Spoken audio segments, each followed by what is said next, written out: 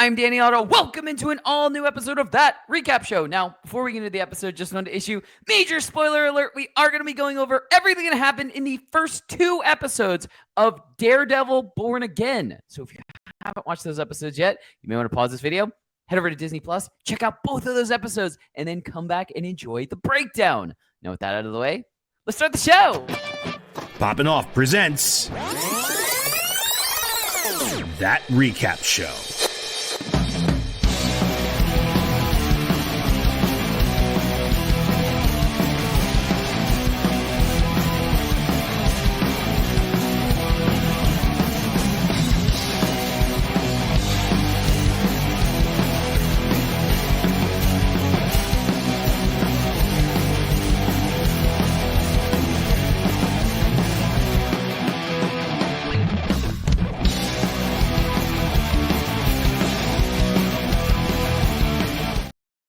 All right, joining with me to break down everything from the first 2 episodes of the Daredevil Born Again series, it's Jon Rico. Hello. Hello. You don't have any Daredevil saying to say, right? No. Wish I did. I'm a really good lawyer. I wish I did. Is there any kind of cheeky saying that he has from the comics that we don't know from the series? No, he's not really like a catchphrase guy. Cause I know. He catches people by surprise. So I think What's the Christmas party issue where he comes in? He's wearing a sweater. Doesn't it say "I'm Daredevil" or something like that? I'm not Daredevil because there's a whole storyline going on with him being accused of being Daredevil. I think during that time too. So he's just kind of playing into the joke, even though he is actually Daredevil. Yeah, I see. All part of that classic Matt Murdock charm. So by the end of this series, we need to get you a sweatshirt or a sweater that says "I'm not Daredevil." I do need some Daredevil merch. I'm surprised I don't have really anything Daredevil. He's my favorite Marvel character. Right. This has nothing to do with this recap really quick, and I will only take 30 seconds on this, on my rant. I cannot believe with all of the Marvel helmet props that we have right now, props and helmets and both and masks and stuff like that, we've never gotten a Daredevil one. We had 3 amazing seasons on Netflix where we had the live action, half helmet or whatever you want to call it, cowl or whatever it's actually called, to have a market for it. I cannot believe there wasn't one created in the past. I did hear a rumor that apparently Disney is supposed to be releasing one sometime over the summer. We see several different ones in the trailer for this show that I'm sure they're going to release a version of at some point. So yeah, I'm sure we're going to get our nice share of some devil horns going to put on our mantles here soon. Oh, I absolutely want one. I just saw they released for pre-sale the Dr. Doom mask now. Yeah. I don't know if you saw it. Yeah. They're getting crazy with those masks now. Exactly.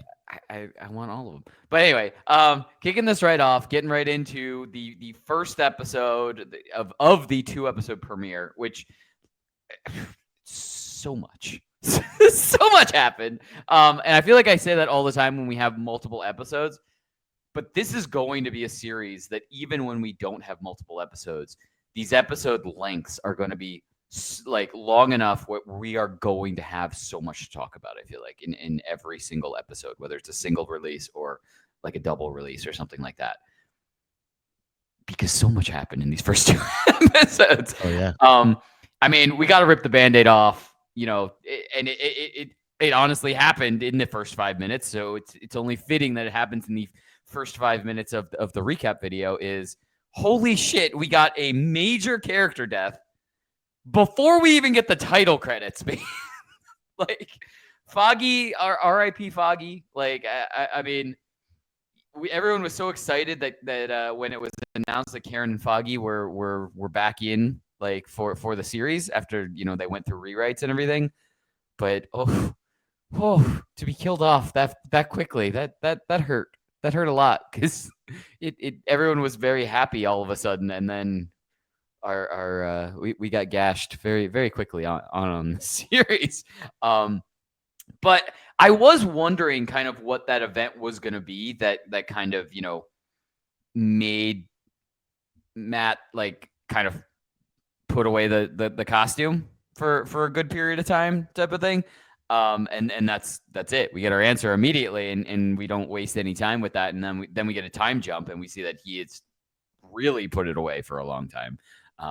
So it really does, add that extra kind of dynamic of it's not Foggy like in person talking him out of being Daredevil. It's his absence is what kind of makes Matt kind of take a step back from being Daredevil for good, or for good with a question mark, I guess. But Rico, what were some of your instant reactions for episode 1? Yeah, line was crossed, as he says later on in the episode, right? Yeah, that whole opening, like maybe 10 minutes of the episode or whatever it was, it's just like one, it feels like that it's that thread that connects to the old Netflix series, of course, when you're bringing back the old characters, introduces some new characters for them to interact at the same time, but also kind of like picking up where the third season of the Daredevil show left off, with them kind of like with the idea of Nelson Murdoch and Paige kind of being a thing, and then here we are, like kind of full fledged with it kind of actually happening, and they're kind of celebrating the Cherry's retirement here in that particular instance. So, and then of course, like just kind of hitting you with that boom, bullseye hitting the bullseye on Foggy too, which is pretty much ultimately it leading to this like insane what they call the one-air shots. The classic one take fight scenes that became really popular in the original Netflix Daredevil series. We get probably like our longest one here too, which takes us from like the Josie's bar all the way up to the rooftop, which is insane. And we get freaking Daredevil with like knives and daggers just sticking out of him in every single angle, which is just really insane imagery by the end of the that whole sequence when Sherry finds him on the rooftop, of course. I remember when I saw that one shot in the trailer, like I'm like, oh, they're gonna do some pretty like gruesome stuff in here. This is like what they're showing us already. And it leads into a pretty gruesome moment in itself when he just tosses Bullseye off that roof, and the way they just like plot there after Foggy passes was just like really wild, because you get like this really somber moment of him when he passes away, and all of a sudden you just get like this like oh my god moment of Bullseye's body just hitting the floor, and just like wow. So just again, once it shows that they're not pulling any punches when it comes to like the tone that they're setting for this series. And again, also the way they're showcasing the way that Daredevil utilizes like his cables and stuff, like his batons, like the way he moves around, like it kind of feels a little bit more fluid. It just kind of feels like in the Netflix series they didn't really like showcase him using that movement in the way. It was just really more about like the gruesomeness of the fight scenes. But here they do a good job of kind of blending in kind of like the Daredevil fight style of him having a little more of an acrobatic fight style. So I really enjoyed that opening fight scene a lot, and it led to an amazing title card sequence, because like again, like they had to follow up a really great one with the Netflix Daredevil one, but this one also is just like a really great title sequence itself. Kind of blends in some of the old music, but also is like a little bit of a new theme on its own too. So starting the show off with the boom. Yeah, it's literally, if you think about Bullseye falling off the a splat. He got splat, but then he opens his eyes and is alive. Holy shit. But yeah, it's that metal that they put in him at the end of the series, I guess. Adamantium. Hopefully. But I what was really cool was I told you this. I was trying to rewatch right up until Born Again started, and I got pretty far. I got all of season 2, and I got about midway through season 3, and I'm going to finish that rewatch. But I just I couldn't wait any longer. I wanted to get right into the episodes as soon as they aired. But going right from season 3 to this, it doesn't really feel very different. Like it, and I mean that in a good way. Like I feel like they really did. It feels updated, but the tone is still there. Obviously, 100%. Years have passed, so like there's going to be new tech being used. There's going to be like things are going to look cleaner, I guess. And the way that news is consumed is more updated to like now. It's not like newspapers and kind of the news. It's kind of more of like that web series that we're seeing shots of periodically type of thing, like what we would see on like TikTok or TikTok and like Instagram Reels and stuff like that. You know, the Tic Tacs. I can't believe I said that. I literally was just watching TikTok videos. It's happening. He's becoming old. Anyway, yeah, it's just really cool that I can go from season 3, which, you know, aired years ago, to the premiere of this season or series, if you want to, you know, separation. And it's still that vibe, that kind of tone is still there. It just feels updated, type of thing. So it's really cool to be able to see that, you know, in 2 different things. So, but you want to get to some big takeaways for episode 1? Let's do it. Awesome. All right, I'm gonna kick off big takeaways for episode 1. And it kind of goes along exactly with what I was saying. I really like these little tiny references we get, just kind of in conversations, and a couple of them that we got from episode 1 were, you know, referring to Echo, but also not just referring to Echo from like the Echo series, referring to Echo to events that happened in the Hawkeye series. And it was just kind of really cool. And we get more of these little tiny references in episode 2 also. We when they're talking about vigilantes, and they kind of mention Spiderman and some other stuff. Yeah, it's addressed to like the city. Yeah. Right. It's just so it feels so much better that they can, you know, actually make these references and these ties and these little connections. Like, they're not going, yeah, you know, like from those events that happened in New York and we're in New York. Like, it's not like that, but they're like little offhanded comments that obviously you would make if you're in the same city and if you're referring to events that happened in the past. But rewatching the early 3 seasons when they were on Netflix, and they didn't really, you know, they were kind of off to the side. They weren't really in the same universe, type of thing. Just like legally, I guess they weren't. They kind of referred to the big event from the first Avengers movies as like the event or something like that. They weren't they were very subtle, and like they couldn't directly connect it like that. Right, exactly. So it kind of always felt a little off, like rewatching it. Like, that's the only parts of, like, I feel like the early seasons that feel a little off, is that you would think that they would kind of, you know, talk about those events a little bit more, or refer to them the same way that they're referring to the MCU and stuff like that. But that's why I really like how they're able to do that now.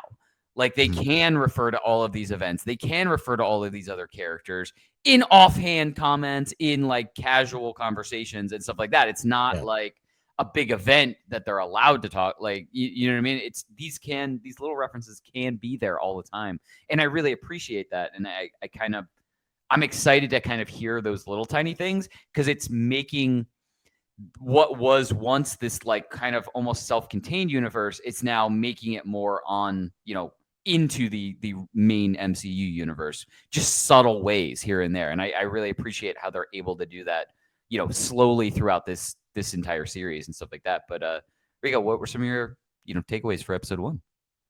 Yeah, I always remember in the first season of Daredevil, I think is Wesley, the guy that works for Fisk, when he would refer to like someone like Thor or something like that. He goes, "Oh yeah, the guy with the hammer." Or something like that. They you could never just say their name. They had to be just like this such a bland description of who the person actually is, and that was like their reference every single time. Right. And then there'd be like a newspaper or something like that reference, like it had like a little like maybe like a screenshot from the movie or something like that. And like that'd be the most of a connection that you would get to the MCU. But yeah, I definitely like that a lot.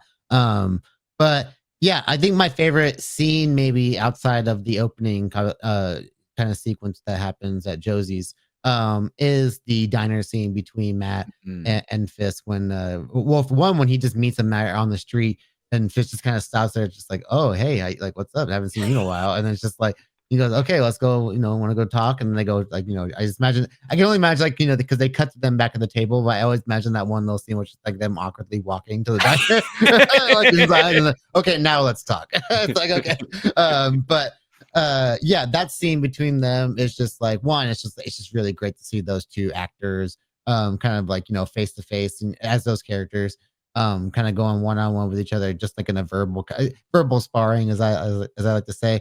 But yeah, I always like those scenes where you have like these two clear-cut enemies, especially when the, you know, closely tied as these two are to each other. When they have to meet in a very public place and have to be cordial with each other. But I like the one they just kind of like they're fighting with their words, and you can tell how aggressive they're getting, just how with their tone essentially, and but then there's also moments where they have moments of respect for each other, where they're just like, hey, you look good, how long oh, you come up in the world, you're doing your thing in the lawyer things, like, oh, you're doing like the mayor stuff or whatever. So yeah, I always like how they have kind of like a mutual respect for each other, but then they know they have to, they're in each other's way, and they have to stop each other at the same Mhm. time. So that scene is just like a really great display of that. And then also like the way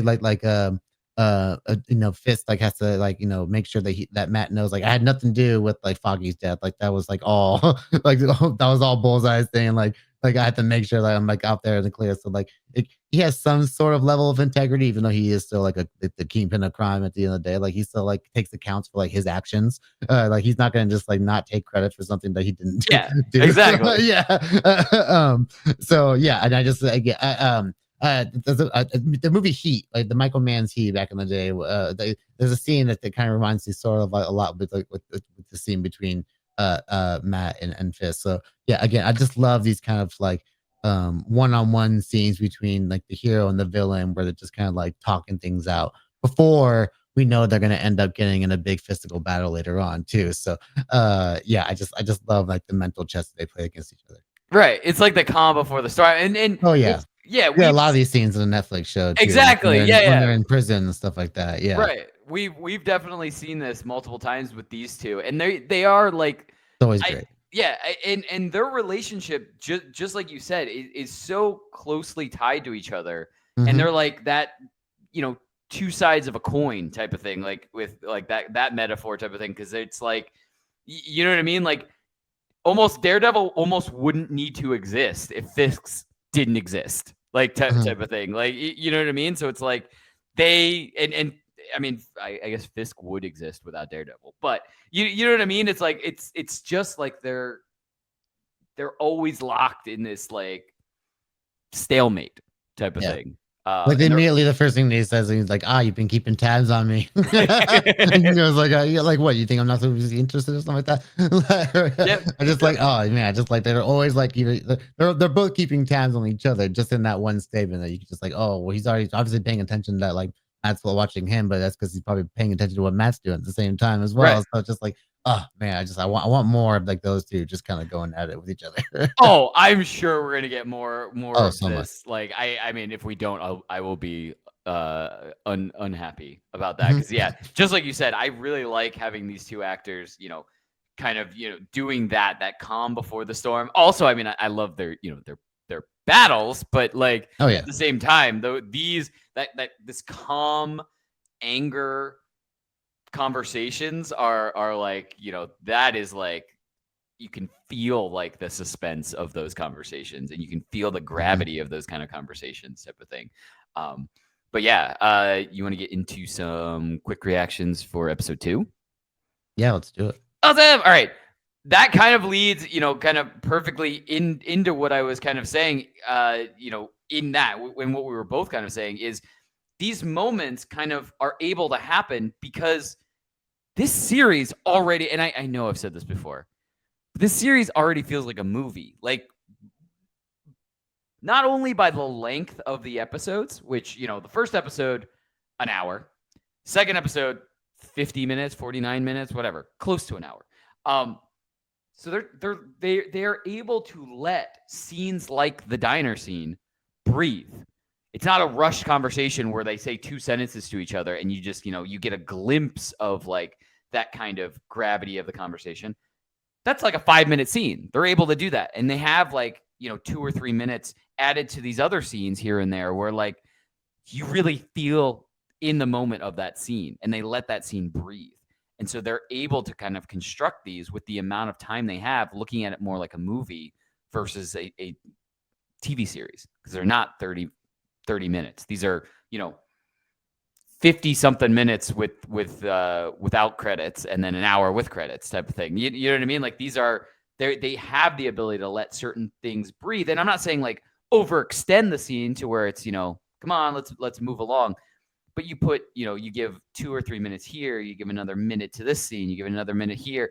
They're able to do that, and it works really well, because you get to kind of be in that moment for the length that it feels. You actually feel like the emotions of that scene, and you feel the suspense of that scene, and you feel, these things happening and stuff like that. So it's really a cool way that they're able to do that and convey that. And look, we've only had, the 2-episode premiere of it. I could be way off by the end of this. Some of the other episodes could be 30 minutes long and feel super, super short. But I always appreciate series that can let certain scenes, important scenes, breathe. They give themselves enough time to let certain scenes breathe, because they know that's going to be an important scene, and they know that's going to be a big deal and stuff like that. So I always appreciate series that can do that and kind of use their time wisely. Borrego, what were some of your instant reactions for episode 2? Yeah, this is kind of what made the Netflix series such a strong, like a strong regarded television show. Just not even in the world of like superhero TV shows, but just like in the world of television in general. Was their ability to have like just great character work in their episodes, and then, of course they're sprinkling in like their action scenes here and there too. But the a lot of the meat of the episode really was the character work and kind of letting a lot of these scenes play out as they were for the story to progress the way it needed to progress, right? So yeah, I really like that they're doing that same. I think it makes me wonder what the original visual of the show, was supposed to be, the vision of the show. I was saying visual, but I meant vision. But yeah, because they had like an absurd like amount of episodes for like the first season. I think they were supposed to be like episodic, so it made me wonder if it was supposed to be kind of like this like kind of She-Hulkish, like like him in the courtroom and then kind of doing some kind of superhero stuff each episode or something like that. And then of course they had him and Fisk in there too, so like they knew they needed to keep those two guys in there. So they like, well, let's just bring it back and make it what worked in the first place. And so if that's what made it, like they used like that opening scene with fogging on them to kind of like tie the thread, and then boom, they kicked off like this new story that we have here with all these new characters that we get to like kind of get to know too. Because yeah, and I think they do a great job, because I think the first episode is a great job of kind of focusing on Matt as a character after the events of Foggy and stuff like that. We do a 1-year time jump after all that, and just kind of seeing where his head's at, and we get him touching base with like Karen and stuff like that. And then this episode I feel like is more an emphasis on Fisk and like what his whole kind of story is going to be, because the episode's called Optics, of course, which is the topic of discussion brought in one of his campaign meetings, where one of his campaign directors like, yeah, no, we know what optics is, right? Like you need to like kind of get your eyes going in front of people. You need to do this stuff so that you can build relationships, and then get to the eyes of the people. So he does a great example of that later on in the episode too, which I think is really great. But it's just kind of showing that how a guy like Fisk, going from like the kingpin of crime who was just in prison and stuff like that, but now he's got to transition into this like life of a politician and stuff and all that too. And it ends up working in his favor because he ends up winning the election by the end as well, which I think is I like the moment when Matt finds out, when he's just walking by and he hears the TV, goes, "You won." I just like all that, and it just again it creates a cool little character dynamic between that too, because it creates a power scale for Matt to deal with as the season's going to go on. So yeah, just the emphasis on the character work and stuff. I'm not even like necessarily worried about like who's he gonna like fight in, like or what villains he's gonna fight in this week or something like that. Like I was like, who's Fisk gonna put in his way to like getting help bring out that devil in him again, just so to speak, right? So yeah, but more like of the stuff with just Matt and Fisk is just like, I love it. So yeah, the character work on here has just been phenomenal. Yeah, and to your point also, I think one of the really good things that I think they kind of kept from the Netflix series is kind of this ability to kind of have these all of these elements kind of starting to build at the same time.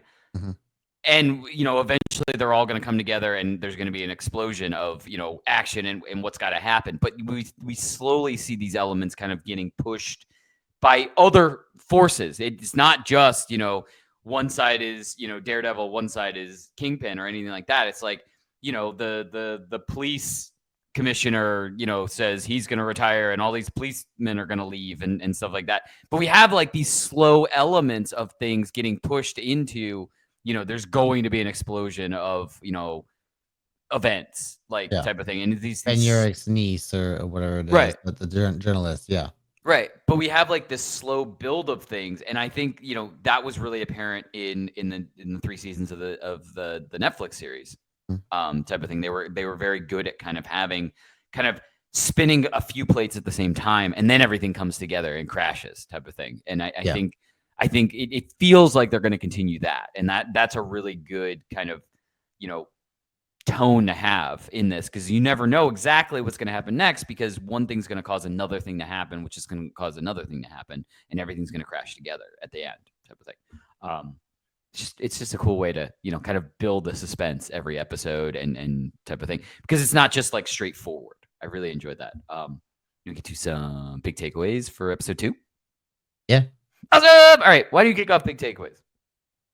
Yeah, so one of the things that I can kind of talk through about this and with stuff in both episodes, but one of the things I really liked in this overall premiere and how this series is approaching like the powers of Matt Murdock is how they showcase the way his super hearing kind of works, or, you know, his enhanced hearing works, so to speak.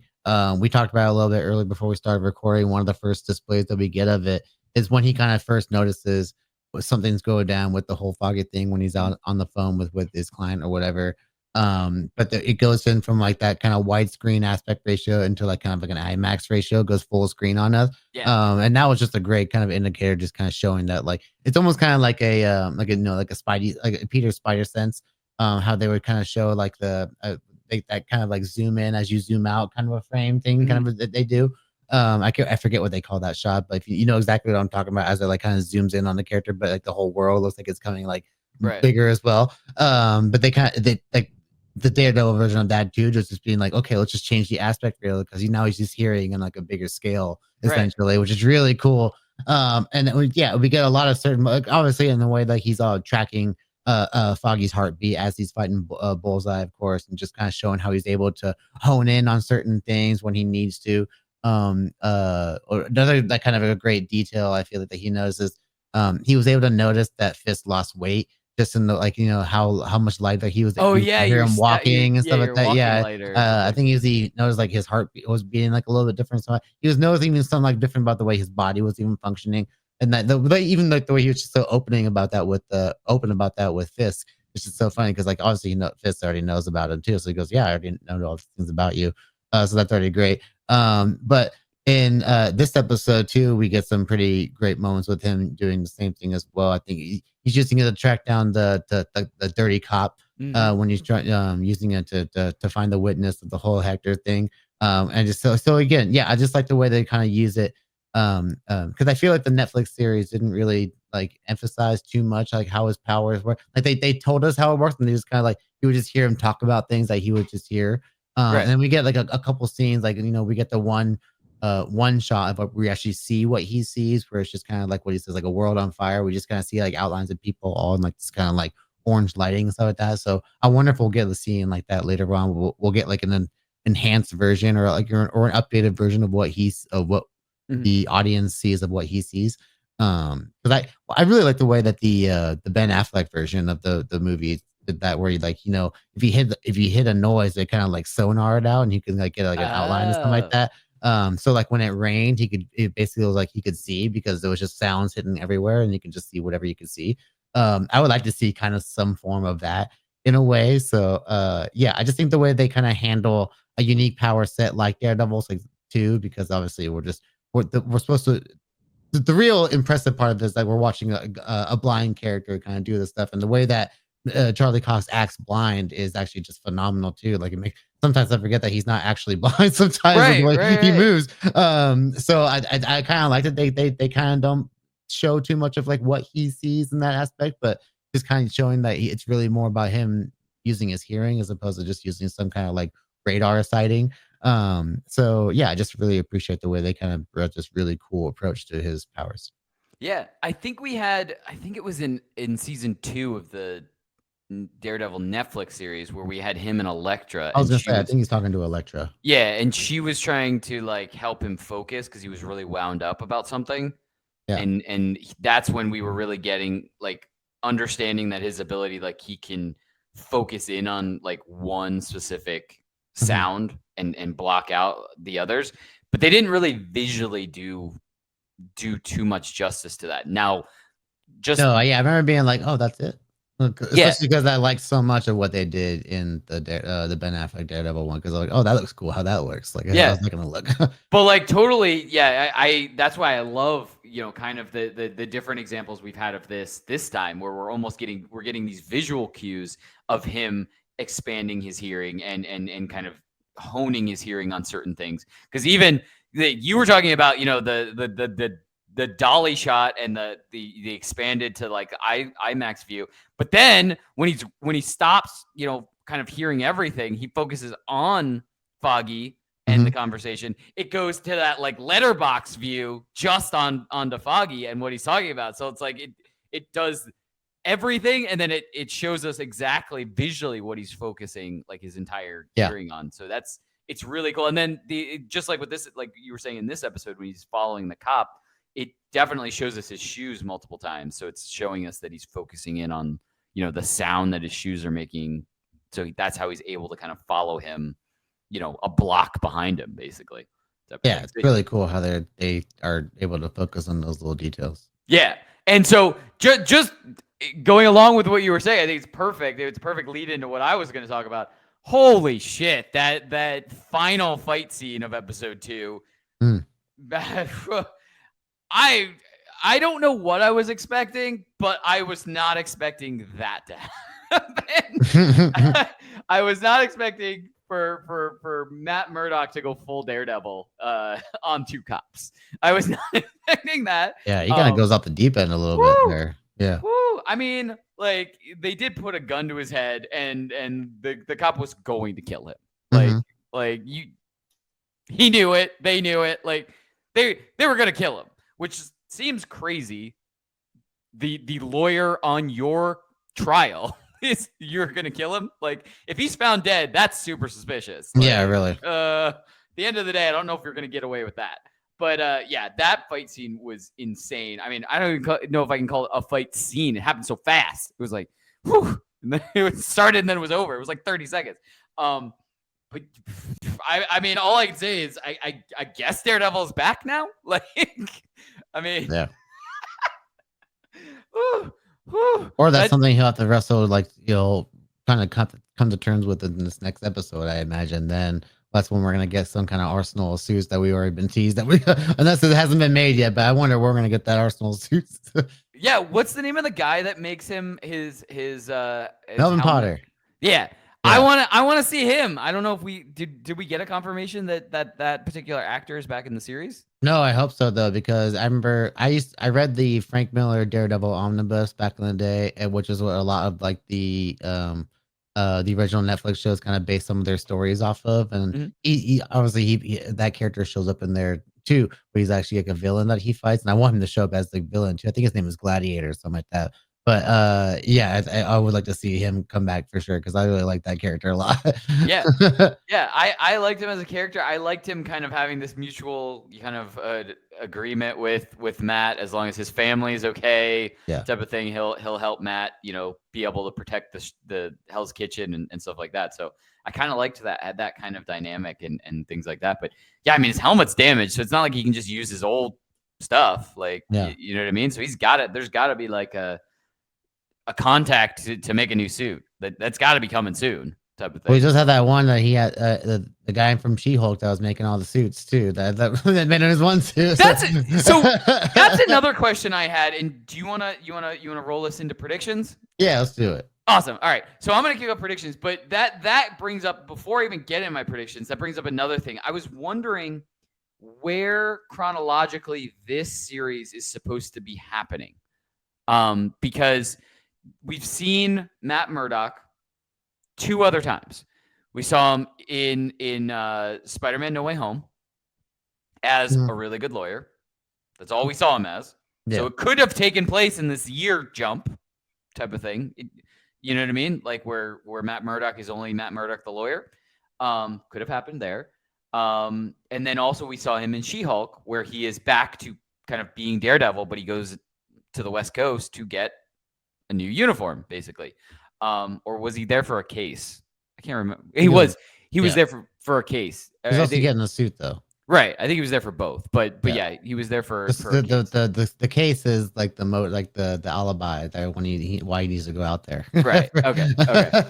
Okay. So yeah, so I'm wondering where this fits in. Like, did those things already happen? Are or has one happened? Like I said, did when he was actually Peter's lawyer in No Way Home, was that during the year break? Like before this, like when we jumped into that year break? No, I have to think that's when Nelson Murdoch and Paige was actually like a running thing. I would imagine, even though Foggy's not there at the meeting. I still think it's supposed to take place like relatively, like after that whole situation happens too, because it's supposed to be not too long after the blip, too, because it happens after the events of Far From Home as well. Right. Yeah, so I'm curious if they're gonna kind of give us any kind of context of when that happens. Like you said, I mean, it could be something as simple as his contact on the West Coast gives him suits type of thing, and then we know, okay, well, She-Hulk, the series definitely happened before this type of thing. You know what I mean? So I'm hoping we get at least some context clues of where that kind of fits in. Just for my own, just wanting to know. Like, it doesn't really have too much bearing on the actual season itself, but I'm just curious in the grand scheme of the MCU, like what happens in what order and stuff like that. But yeah. So anyway, so predictions. It's super broad and it's not even really a prediction because of how abruptly episode 2 ends. It's just like, holy shit. Like, but I'm just kind of wondering, what potential characters, whether they be new, whether they be, comic characters type of thing, or whether they be characters we've already been introduced to. I'm curious of, what characters they'll work into this series, because after the first 2 episodes, I think they have a good vision for this series. It definitely feels like the same tone as, the Netflix Daredevil series. So I think, unless there's some abrupt, crazy change and it turns into a comedy all of a sudden, I think that tone is going to stay the same. So I think they have a good vision for this, at the very least this season. But I'm curious of what characters could be worked into this. I mean, we already, we saw White Tiger's uniform, so we know that that's a character that's probably going to pop up. I'm pretty sure it's confirmed that the Punisher is somewhere around and he's going to be appearing at some point. Oh yeah, he's in trailers. Yeah, he's going to be in the show. Yeah. But I'm just curious of like what other. And they did tease him in this when Fisk addressed too. Right. The man in skull. Didn't the cop, one of the plainclothes cops that is going to shoot Matt at the very end, didn't he have a Punisher tattoo? Yep. Yeah. So like, I'm wondering what that whole thing is too. And yeah, there's a lot of questions. I mean, the only character we know we can rule out, whether new, whether old, whether comic, no matter what, is Spider-Man. We know that for a fact, even though he can be talked about all we want type of thing as a vigilante, as a mass vigilante or something like that. We know because of the deal between Sony and Marvel that Tom Holland's Spider-Man can't appear in a live action series type of thing. So we know we're not going to get him in the movie. We can get teases of him. We can get stuff like that. We can get him talked about, but we can't have him in the movie or in the series. That's Spider-Man 4 thing. Right. So I'm curious. I mean, if you have any that you think are coming or that you saw a tease of that I didn't, catch or anything like that, totally more than welcome to answer. If anyone out there who's watching this has an idea of who they're hoping to see or who they think they're going to see type of thing, definitely drop it down in the comments. But Rico, what were some of your predictions, I guess, moving forward, whether it be episode 3 or whether it be, season 1 in general? Yeah. So I think, well, for one, what I put here for predictions, that one of the things I'm actually interested in is actually seeing kind of this evolution of the Daniel Blake character, the one played by Michael Gandolfini. Which one, I just think it's to me it's crazy how much he looks like his dad, James, who played, and obviously known for playing Tony Soprano, of course. But one, I just think like he's a very interesting character, just kind of being like the young guy on the campaign team, which is kind of like, yeah, man, do what you do. Like, he just kind of like the yes man, just hear they kind of like gas up Fisk, and that just like his role in that group is just really funny because one, watching Fisk react to his like energy is just kind of funny to me because of how composed he always is, and it just seems like he is somewhat amused by the kid, but obviously he just admires, like, I admire your moxie, kids. It's just Yeah. kind of like that energy, of course, and I can only imagine that's going to lead to a pretty crazy relationship. I immediately always get like Oz and Vic from the Penguin vibes right away, like kind of like this big criminal villain guy that we know from comic books, and then you got like this young spunky kid who's he thinks his heart's in the right place because he thinks he's helping out his community, just do it, the whole politics thing, but I imagine it's gonna get him in some deep water at some point. Yep. In the season. I'm sure he'll come face to face with Daredevil at some point as well. Just because he'll probably be running some kind of errands for Fisk that have nothing to do with the actual campaign or his mayorship. But yeah, some of that stuff, like, I'm really excited to see stuff like that. I'm excited to see this relationship between Matt and Heather growing, because every time Matt gets involved with a woman in some form, whether it's in the comics or in movies or something like that, it never intends to end well in some form or another. So I imagine, like, it's a funny thing about the character because he does have that, like, a crazy amount of charm, which is what they do a great job of displaying just in that first time that they meet. Where it seems like, oh, sorry, I was a bit I was kind of an asshole, but sit down, and I can, like, I'll basically woo you over, and then we get one to going out. Basically, is like that whole scene basically, and the scene that's gonna be something that's probably gonna be a consistent theme throughout the season. I can only imagine how that's gonna play out as soon as, especially that connection that we have between her and Fisk now, with her being like the couple therapist, which is crazy. So yeah, that's another kind of like we didn't even talk about that. Yeah, that's another kind of like Sopranos tie right there too, because Sopranos, one of the main running things of Sopranos was like he would have these scenes with this therapist as well. So yeah, I'm excited to see kind of like that dynamic where, like, the therapist is kind of unaware that she's working both sides essentially. Right. Yeah, that's gonna be a fun thing to see. And then as far as, like, other street level stuff, yeah, seeing how Punisher is gonna get worked in, especially with, like, yeah, like you said, the cop tattoos. I always immediately think of, like, when people talk about how, like, cops like to, like, represent Punisher, even though, like, Punisher is, a lot of Punisher's themes are very, like, kind of anti kind of like that stuff as well. So Yeah. I feel like it might be playing on that maybe a little bit too. Like, I whenever, like, when we meet Frank, it'd be like those jackoffs have no idea what they're doing when they put my logo on. Like, that's kind of what I'm envisioning. But didn't the creator of Punisher himself say that, number one? Number two, he actually altered the Punisher's logo so that, probably, like, yeah, I would imagine. It wouldn't surprise me. I need to look a little, like, more into that, but I do remember just like that being a whole topic for a while. So yeah, I'm excited to see how they kind of work that all in. If we'll get some references to the other Netflix heroes like Jessica Jones, Iron Fist, Luke Cage, and all that. Yeah, they're I just, like, they had a really cool sandbox to play in the Netflix world already. But now that sandbox just got a lot bigger with the stuff they can reference too. So yeah, super excited to see kind of just like what they'll give us week by week, but also what they'll tease and possibly like seasons going forward, or or even just by the end of the season. Yeah, absolutely. And what I was saying was, yeah, I mean, we didn't talk about, couples therapy, which is a hilarious side of just seeing the lens of, Fisk and Vanessa going to therapy, but also the fact that Vanessa basically took over the crime business. Yeah.